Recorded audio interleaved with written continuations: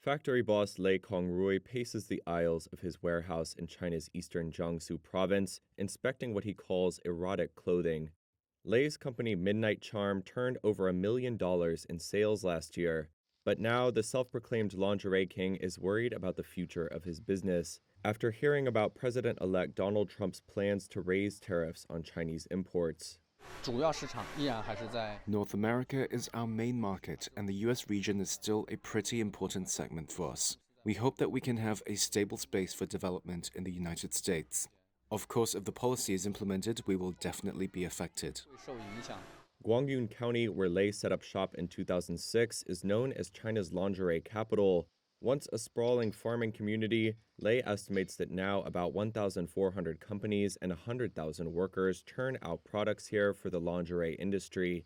The rapid growth was due in part to a U.S. tariff exemption known as the de minimis rule, under which foreign packages valued at $800 or less are exempt from tariffs, so long as they're shipped to individuals.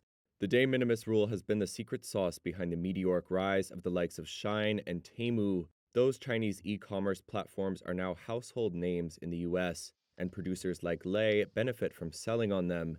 But Biden administration officials have accused Chinese firms of skirting tariffs by abusing the rule, and now they are working to curtail it. Democratic lawmakers want it closed too, calling it a loophole that is being exploited for criminal ends, such as fentanyl trafficking.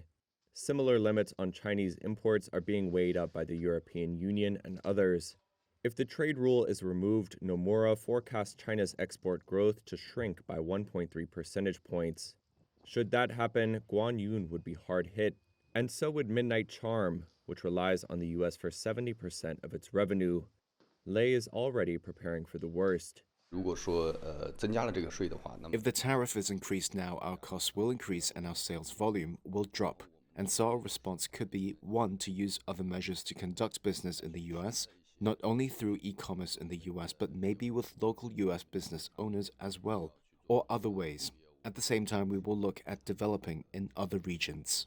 For now, Lei says he's considering investing in US warehouses and switching to a bulk cargo shipping model instead of direct-to-customer shipments by air, which could lower costs. He is also on the prowl for new clients in South America, the Middle East, and Central Asia.